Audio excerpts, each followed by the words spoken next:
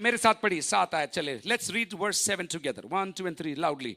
जो तुम्हारे अगुए थे और जिन्होंने तुम्हें परमेश्वर का वचन सुनाया है, उन्हें स्मरण रखो और ध्यान से उनके चाल चलन का अंत देखकर उनके विश्वास का अनुकरण। लिखने वाला कौन है? ये लेख हमें नहीं मालूम। आधे लोग अंदाजा लगाते हैं पौलुस ने लिखा, लेकिन प्रमाण नहीं है क्योंकि लिखा हुआ नहीं। कुछ लोग बोलते हैं अपोलोस ने लिखा, कुछ लोग बोलते हैं बरनबास ने लिखा, हमें नहीं मालूम। लेकिन लेखक हमको कह रहा है जो तुम्हारे अगुए थे और अब नहीं है, अर्थात प्रभु में सो गए, जो प्रभु के पास चले गए, उन अगुओं को याद करो। 3 शब्द वहां पर हिंदी में क्लियर नहीं है, लेकिन मैं आपको दिखाना चाहता 3 शब्द, और फिर अपन 8वीं आयत में चले जाएंगे। तुम्हारे अगुए जो जिन्होंने तुम्हें वचन सुनाया, नंबर 1, उन्हें क्या करो? उन्हें स्मरण करो, याद करो। Do not forget those who taught you the word of God or those who brought you to the Lord।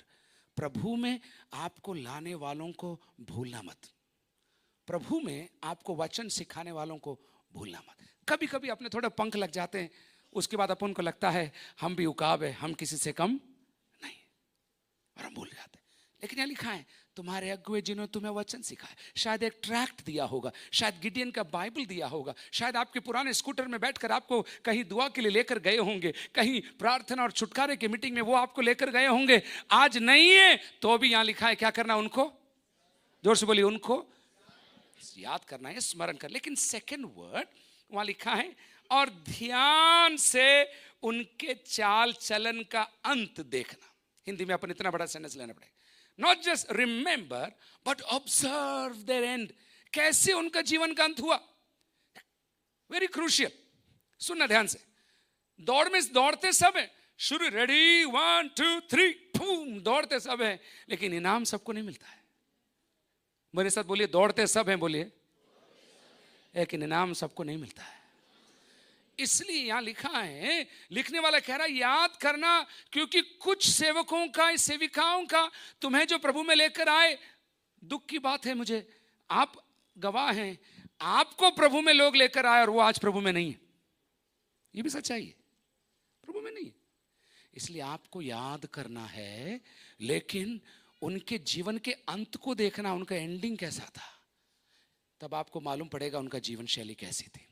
और जब आपको समझ में आ जाए उनकी एंडिंग कैसा था, तब लास्ट में लिखा है देखकर, तीसरी लाइन पढ़ी जोर से, उनके विश्वास का, जोर से बोलिए, उनके विश्वास का, एक बार और जोर से बोलिए, उनके विश्वास का अनुकरण करो।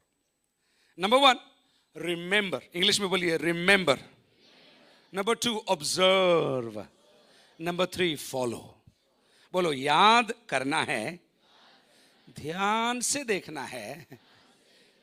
आजकल आपको बहुत तारे मिलेंगे जो आपको इंप्रेस करना चाहते हैं, नई शिक्षा से, वो भी आगे आएगा, गलत शिक्षा से, स्टाइल से, इस फैशन से, उस तरह। अरे ये क्या पुरानी पुरानी बात, अरे लेटेस्ट देखो तुम लोग, ये लेटेस्ट, वो लेटेस्ट, नई नई शिक्षाओं को पेश करेंगे, लेकिन तुम उनका एंडिंग देखना, तुम उनकी जीवन शैली देखना, उनके हाव भाव को देखना, उनका उठना बैठना देखना, क्योंकि बोलने वाले बहुत हैं, जीने वाले कम हैं।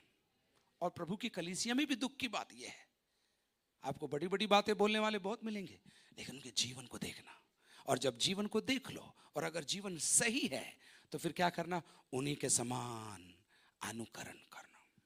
प्रभु का मैं धन्यवाद देता हूं इस कलीसिया के संस्थापक पास्टर थॉमस मैथ्यूज के लिए, जो मेरे पिताजी भी हैं।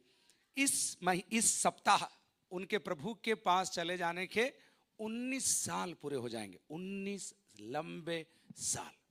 24 तारीख को 19 साल।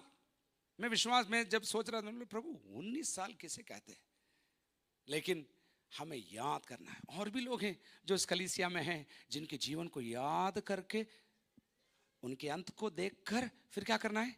अनुकरण करना है। We have to remember, we have to observe and we have to, क्योंकि याद रखना, आपके पीछे भी लोग आ रहे हैं। बोलिए, मेरे पीछे भी लोग आ रहे हैं। बोलिए जोर से, चिल्लाकर बोलिए, मेरे पीछे भी लोग आ रहे हैं। जो मैं कर रहा हूं, बोलिए, जो मैं कर रहा हूं, जैसे मैं जी रहा हूं, मेरे बच्चे देख रहे हैं। बोलिए, मेरा परिवार देख रहा है, अन्य लोग देख रहे हैं, और मुझे भी एक, बोलिए बोलिए, मुझे भी एक मिसाल बनना है।